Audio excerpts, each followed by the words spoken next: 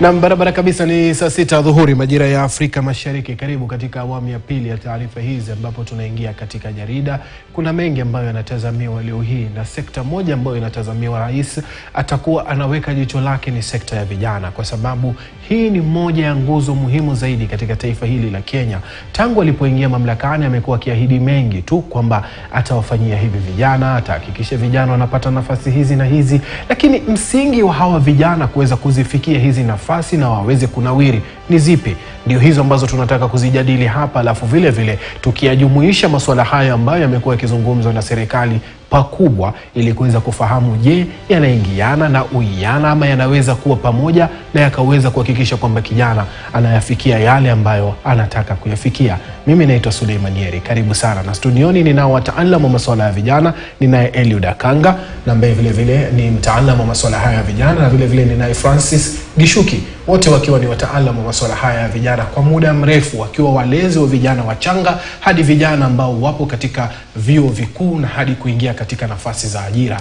Hayo yote tutakuwa tunayazungumza hapa nchini kwa sasa, lakini karibuni sana. Asante. Tuanze tu na swala zima la vijana ambao wamo humu nchini.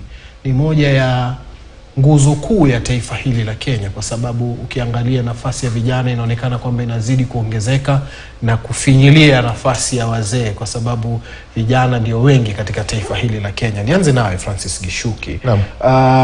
Hali ikoje ya vijana kwa tathmini yako pale unapoketi, unaangalia vijana wapo katika kona gani sasa hivi? Asante Suleiman. Kimsingi ukiangalia vijana kwa sasa, wengi ni wale ambao wako na matumaini ya kujitegemea. Matumaini kwamba maisha yao yatakuwa bora zaidi kuliko yale ya wazazi na jamii kwa ujumla, kwa sababu wamejiekeza katika nafasi hii ya kujisimamia. Wamepitia elimu, wamepitia vyuo vikuu, wamepitia mafunzo na taaluma ambazo zinawaweka katika nafasi nzuri ya kuweza kuishi maisha ambayo ni bora zaidi. Kwa hivyo matumaini ni makubwa sana sana kwa vijana. But ndani ya hiyo matumaini pia kuna duku. Je, taasisi ambazo zinaweza kutuwezesha ziko tayari? Hii ndio hali halisi. Hali ikoje kwa upande wako? Maanake kwa Gishuki anahisi kuna duku. Sijui wewe unaliangaliaje kwa jicho lako la tatu? Shukran sana Yeri. Kwa jicho la tatu nitaongezea kwa duku ipo. Na ipo katika pia sekta mbalimbali. Kwa mfano walezi wa sasa hawaelewi hawa vijana. Na kimsingi ni kwamba usichokielewa huwezi kukidhibiti. Kwa hivyo pia ni swala ambalo lazima tuliangalie vizuri sana kwa kina, ili wale walezi ambao wanawakuza hawa vijana, wanawasaidia kuelekea katika hizo sehemu za baadaye, hizo ambazo tunafikiria kwamba kwa mfano wanaambiwa ni viongozi wa kesho. Je, tumewatayarisha? Kwa hivyo kuna kule kutowaelewa jinsi wanavyotaka na jinsi wangependa kusaidiwa katika hiyo safari yao. Naam, Akanga, ukizungumzia kwamba vizazi vya leo haviwaelewi ama wazazi wa leo hawawaelewi wana wao, unamaanisha nini hasa? Naam, wajua wakati wa kitambo katika karne tuseme ya 19, wakati ambapo sisi tulikuwa karne 20, wakati labda kizazi ambacho wewe unahusika nacho ulikuwa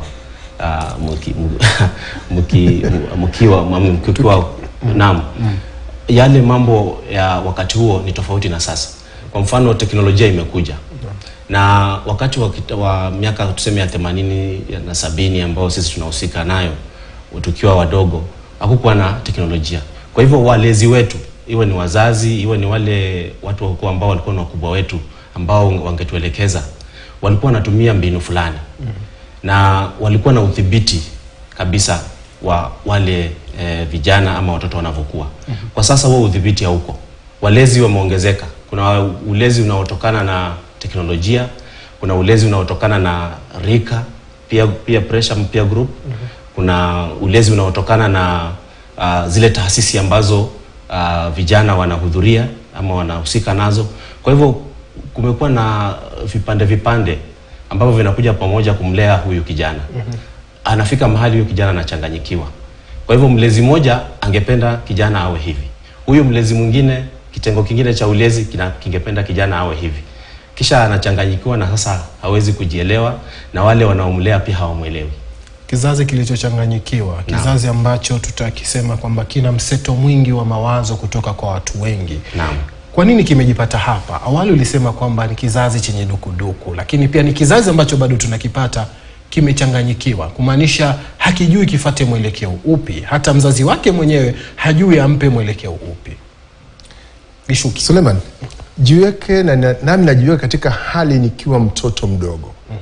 Ili nikuite kijana, umepitia hatua zingine kule nyuma. Na hizi hatua ni za muhimu zaidi katika kutayarisha jinsi ipi huyu kijana atakavyokuwa. Kwa hivyo tuangalie ile misingi tunayoanza nayo. Ninapozaliwa, ninazaliwa katika mazingira yapi? Ninapitia nini? Na ni nani anayenilea katika utoto wangu? Na ni yapi ninayosikia na ni yapi ninayoyaona? Kwa sababu hayo ndiyo yanayokuja baadaye kuwa ni tabia na mwelekeo ambao nitakaochukua. Na mazingira haya ni muhimu zaidi kwetu. Kile ambacho mzazi wangu anachoniambia, kile ambacho mwalimu anachoniambia, kina athari kubwa zaidi katika mtazamo na hisia zangu ambazo nitazipitia. Ikiwa niko shuleni, nikiwa shule ya msingi kule, tuko kwa CBC sasa. Na kile ambacho ninakiona katika maisha hakinifurahishi, hakifafanuliwi kwangu zaidi, nitaanza kuwa na shauku, nitaanza kujaza pengo hili kwa mambo mengine. Ni sababu hali hii ni muhimu sana kuangalia kabla hatujakuwa vijana tunapitia yapi. Na tunapoingia katika ujana wetu, na hapo ndio kuna changamoto kubwa zaidi, kwamba hakuna mtu anatuelewa. Na kama alivyosema Eliud, mzazi jinsi alivyolelewa yeye, wakati mwingine angependa kumlea mtoto huyu vile vile, na mazingira ni tofauti kabisa. Na hii sasa inaleta mchanganyiko, inaleta kukanganya kidogo, na mtoto anaanza kuchanganyikiwa na nifuate mwelekeo upi. Lakini cha msingi Suleiman, ni kwamba kila mmoja wetu ni tofauti sana. Na kutambua hiyo ni muhimu. Na ndio sababu katika mtazamo mkubwa sana Suleiman, utapata kwamba matamshi ya watu wengi watasema youth are a problem. Lakini mimi nasema youth is not a problem, but is a resource to be developed. Kwamba ni rasilimali inayongojea tu kufinyangwa ili iweze kuwa na dhamana kubwa zaidi. Kwa hivyo kuna hali ya kubadilisha mtazamo wetu kuhusu watoto, kuhusu vijana, ili tutoke katika ile hali ya kusema there are problem. Utaangalia katika taasisi nyingi, watu wengi wanaweka vijana kama shida.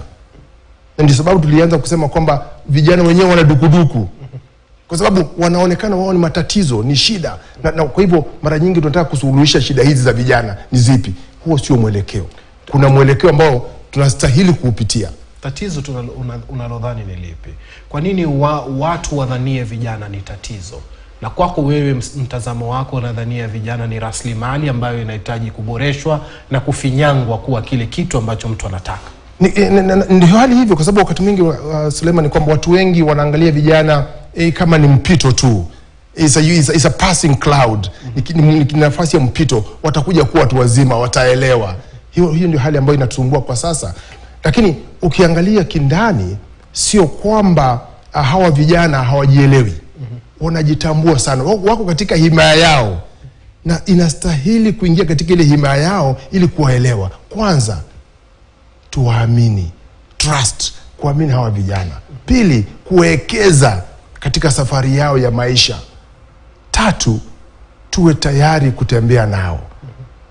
Mara nyingi kwamba hatutaki kutembea na vijana, tunataka ni event moja tu, ni shughuli moja tu, hatuko sawa. Vijana wako sawa, hawako sawa. Tunahitaji mtu wa kutembea na huyu kijana kwa miaka.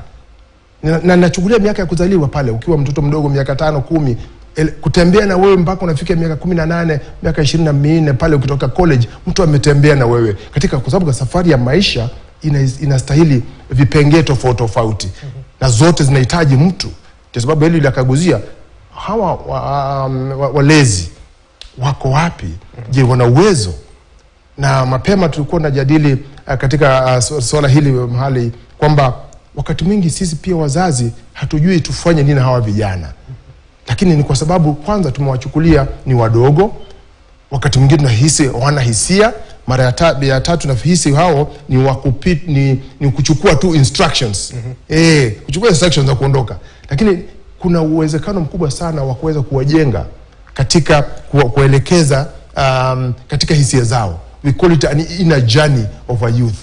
Lazima tupite ndani yao, unaangalia nini hisia zao ni zipi, wanakuwa kivipi, wakati huu tukifanya hiki nini kitafanyika, wanahisi wanataka kufanya nini wakati fulani. Kwa mfano nikikuuliza nataka mtoto kijana anakuambia nataka kwenda Mombasa, utamjibu vipi? Utamwambia yes or no? Kwa nini unataka kwenda kule? Nataka kwenda wapi? Unaingia katika himaya yake kwamba anakuelezea na kufafanulia na unamshirikisha katika yale maamuzi. Atakwambia kwa sasa haiwezekani kwa sababu ya hili na hili. Sio kumwambia Mombasa huendi na nimeamua huendi. Gishuki amezungumzia, kama nimepata vizuri, amezungumzia kuamini, kuingia katika himaya yake na pia vile vile kuwashirikisha. Haya yote tunayafanyaje? Kwanza tuanze kwa kuwaamini. Nyinyi hamutuamini. Wacha niseme hivyo. Nyinyi kizazi fulani hamutuamini sisi vijana. Mnahisi kwamba tukija tutaharibu ama hatuna uwezo ule unaotakikana kufanya hizo kazi. Asante sana kwa hilo. Ili kuamini, wazazi ama walezi wanahitaji kuwa karibu na hawa vijana. Na muda mwingi utapata wazazi ama walezi hawatengezi muda wa kuketi na hawa vijana wakaweza kuwaelewa vizuri. Na kama hawawezi kuelewa basi hawatawaamini. Manake muda mwingi unatumika kutafuta labda pesa ama kutafuta njia ya kujikimu ambapo ni mambo mazuri ndio. Lakini pia upande mwingine tunapoteza kama hatutengezi muda wa kuketi na hawa vijana nyinyi sasa ili tuwaelewe vizuri. Kwa mfano tukitumia mfano aliyoutoa. Kwa hivyo Mombasa unaenda kufanya nini? Ama ni lipi zuri lililo Mombasa? Tatizo silo usafiri. Mfano hai sana unatokea katika masomo. Naam. Kijana anasema mimi nataka kuwa mchoraji tu. Baba anasema mimi nataka uwe daktari. Naam. Tuanzie hapo katika kuchagua masuala kama hayo. Maana mengi hutokea katika baada ya kumaliza kidato cha 4. Hapo ndio mimi nahisi tatizo kubwa huanzia pale. Manake mkanganyano katika familia huanza pale. Baba anataka uwe mwalimu, wewe unataka kuwa askari, wewe unataka kuwa hivi. Huu mkanganyiko huanzia hapo. Naam. Tujenge huu msingi hapo. Tujenge huu msingi. Nakubaliana na wewe. Ni kwamba maisha sio lazima yachukue a straight line. Hayaendi kwa njia ambayo ni imenyooka. Kwa hivyo lazima kama walezi ama wazazi tuelewe kwamba wakati tunasomesha watoto tunawapatia msingi tu. Yale masomo yanafaa kuwapanua mawazo ili waweze kujikimu baadaye kwa njia zingine zote ambazo zitakazotokea. Na kwa mfano ukimsomesha mtoto kwamba apate kazi zenyewe hazipo. Kwa hivyo ikikosa, hapo ndio mkanganya utakapoanza. Kwa hivyo keti na mtoto, keti na kijana, ujue kwamba ragba yake ni nini. Ragba ni passion. Ni nini? Anafikiria vipi katika maisha. Labda ragba yake ndio itakayompa kujikimu baadaye.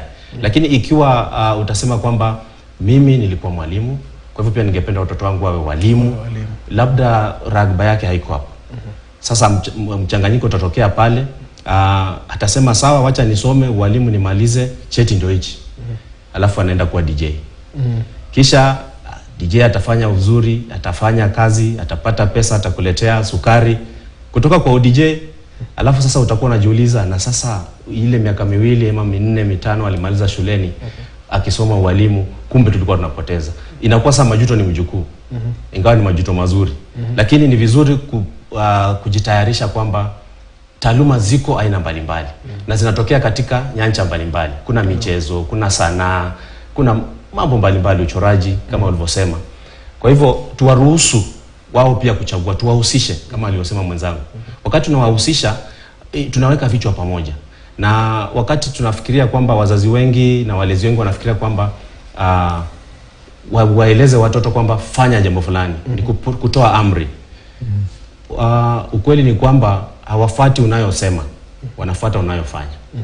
Kwa hivyo tukijua hivyo ni kwamba wakati tunawaelekeza tufanye mambo pia ambayo yanaendana na vile tunavyowaelekeza. Lakini ikiwa tuko kombo kidogo, basi tunapoteza. Mmezungumzia safari ya kutembea naye. Na unatembea naye vipi sasa kijana? Manake nataka kumfahamu kijana wangu vile alivyo, nataka kufahamu anachokipenda, na pia nijue mimi nitamfikisha wapi na nimwachilie. Naam. Asante. Hapo ndio nataka kuenda, kwa sababu ni wakati Elio alikuwa akiongea, kuna jambo ambalo pia ni muhimu kufafanua, kwamba wakati mwingi Suleiman, kwamba ndio mimi ni mzazi. And wakati mwingi unadhani you are the best parent. Kwamba wewe ndio the best role model. Wewe ndio mzazi bora na kielelezo chema. Ni vizuri kuwa na hisia tofauti pia, kwamba I might not be the best role model to my son or my daughter. Ni vizuri kukua hivyo, kwamba kuna mwingine pia anaweza kuchangia zaidi huyu mtoto wangu kunawiri. Sio lazima iwe ni mimi. Na hiyo ni jambo ambalo tunapigana nalo kila wakati kama mzazi, kwa sababu ungependa mema zaidi kwa mtoto wako, lakini sio kwamba wewe peke yake ndio unayeweza kuwa mfano bora, kutoa mwelekeo bora kwa mtoto wako. Kwa sababu tukaguzia zile taasisi tofauti ambazo zinaweza changia kwa huyu mtoto wako kuweza kufika nafasi nzuri. Na kurejea kwako, nadhani ni muhimu zaidi, na tunaendelea kusisitiza, tembea na kijana wako. Safari nzuri. Pata muda wa kuweza kutoka naye. Go for an adventure. Tembea kwenye maeneo yote na yeye. Hata pale nyumbani. Wengine wanaweza kusema sina nafasi hapa kwangu, ni sehemu ndogo tu. Wazazi ni mahasla. Mahasla. Ila katika ile safari yake ya kuhustle pia tembea na yeye, kwa sababu utamuelewa zaidi. Kwa sababu kile ambacho tunafanya maamuzi hutokana na kuelewa mtu. Ili uweze kumsaidia vizuri, tembea na yeye, utamuelewa tabia zake, passion yake, anataka nini katika maisha, utaelewa, ili uweze kumsaidia. Na wakati mwingi mimi husema cha muhimu as a parent, kama mzazi, you are also a guardian. Jua wakati wa kusema unaweza, mimi ni mzazi, I'm a parent, lakini pia mimi ni guardian. Mimi ni mdhamini wa huyu mtoto. Ndio sababu mwanzo nikasema unapozaliwa mtoto huyo huwa tofauti kabisa na wewe. Ingawa kuna biological processes hufanyika, lakini kuna tofauti kubwa sana maisha huyu mtoto. Kwa hivyo unafika mahali wewe unakuwa ni mdhamini. Become mtu ambaye unamsaidia huyu mtoto kuwa. So jua wakati wa kuwa dad, kama mzazi, but kuwa guardian pia, ili aweze kuelewa pia wewe ni mentor. You also a teacher, you also an instructor. Hizi nafasi zote jua jinsi ya kuweza kuziandaa ili mtoto huyu apate, au kijana huyu apate kukuelewa kwa njia tofauti. So katika safari hakikisha una muda umetenga, angalau kama ni mara moja kwa mwaka ama mara mbili kwa mwaka, kutegemea kipato chako na nafasi zako. Enda na yeye mahali, mtembee. Ya pili, hakikisha kwamba katika taasisi zote ambazo kijana wako yupo, pia unatembea kule. Kama yuko shuleni, kuwa pale karibu shuleni. Ikiwa yuko kwenye msikiti, kanisa, pia katika safari zote, maeneo ambapo yupo, tembea na yeye pale. Ya tatu, na ni ya muhimu zaidi pia, hakikisha unatembea na yeye katika hisia zake, the internal journey, safari yake ya ndani. Tembea na yeye. Wakati mwingi hiyo ndio ambao tunasahau sana. Ndio mtu anakuambia, mbona mtoto wangu simuelewi? Unajua tu jina lake, lakini tabia haujui. Lakini haujui pia anahisi kivipi. Ati kutarajia kwamba anaweza kuwa ni mtu ambaye anaweza kuwa na tabia hii, si kuelewa kwamba hivi. Ni kwa sababu hukutembea na hisia, tembea na mawazo yake, hukutembea katika spirit yake ya kumuelewa zaidi kwamba huyu ndiye safari. Na muelewaje? Nataka kutembea naye akanda. Na muelewaje ili nimjue mwanangu leo kakasirika. Manake hivyo ndivyo vilivyo. Kijana kakasirika leo, hiki ni kijana wangu hakipendi, hakitamridhisha, na hata kuwa na furaha nacho. Hii safari ya kutembea na hisia zake. Manake hilo ndo naona ni pengo kubwa. Wazazi wanalipa school fees, wanamaliza, wanaachia hapo. Lakini kuna baadhi ya mapengo ambayo wazazi hawatembei na ama hawajaribu kuyaziba. Naam. Labda kuna mzazi mahali anafikiri huku kutembea ni moja kwa moja, guu moja guu mbili. Kutembea ni kwamba husika katika maisha yake katika kila sehemu. Kwa mfano, mjulie hali mwanao, endelea kuwajulia hali mara kwa mara. Wakati mnawasiliana sana, inakuwa rahisi kujua hisia. Kwa hivyo utamsalimia siku moja na utapata yale majibu yake hayaendani na vile ulivyozoea, kwa sababu ya uzoefu wa kuwasiliana na yeye. Kwa hivyo mawasiliano ni muhimu, kiungo muhimu sana kati ya uhusiano uliopo kati ya vijana na walezi wao, ama watoto na wazazi wao. Yale mawasiliano ya mara kwa mara ndio njia moja ya kuwa karibu, kutembea na hawa. Na wakati hayo yanafanyika, utaweza kujua kwamba hisia zimebadilika ama hazijabadilika. Baadhi ya mambo tunayowafundisha vijana wakati tunafanya hii shughuli yetu ni kuwaeleza jinsi ya kudhibiti hisia zao, emotional management na stress management. Kwamba ikiwa najihisi nimekasirika, ninastahili, nafaa kufanya nini ili nidhibiti. Lakini kumbuka nilisema kwamba walezi pia kuna wengi hawajielewi. Kwa hivyo kama hawajielewi, hawawezi mwelekeza huyu. Kama wao wenyewe hawajui kudhibiti hasira zao, sasa watamsaidiaje yule mtoto kudhibiti hasira zake? Kwa hivyo kule kutembea pia kunaendana kabisa na hizi taasisi. Na taasisi moja ni familia. Kuna taasisi zingine kama vile shule na taasisi za dini. Lakini familia pia ni taasisi, ambapo ni taasisi ya kwanza kabisa ambapo mtoto anaanza kupata mwelekeo kwenye msingi wa huyu kijana. Naam. Kwa hivyo kama baba wewe ni akiongea hata amuonani, baba haketi na kijana wake, najua pia kuna baadhi ya tamaduni haziruhusu. Naam. Kuna baadhi ya tamaduni haziruhusu labda vijana waongee na wazazi wao ama wakubwa wao. Lakini utapata sasa watajifunza vipi? Unapata sasa ulezi wao unakuwa ni wa aina tofauti. Lakini kumbuka wakati wanaendelea kukua, hao pia watakuja kuwa watu wazima. Watatangamana na watu wengine. Watakuja kutoka kwenye ile sehemu, ile himaya yao, watafika kwingine. Kisha kutangamana na watu wengine kutakuwa ni vigumu kwa sababu ya ule msingi waliowekewa. Naam. Umezungumzia msingi. Tunataka sasa hivi kunawiri.